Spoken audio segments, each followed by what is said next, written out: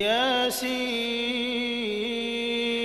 والقرآن الحكيم إنك لمن المرسلين على صراط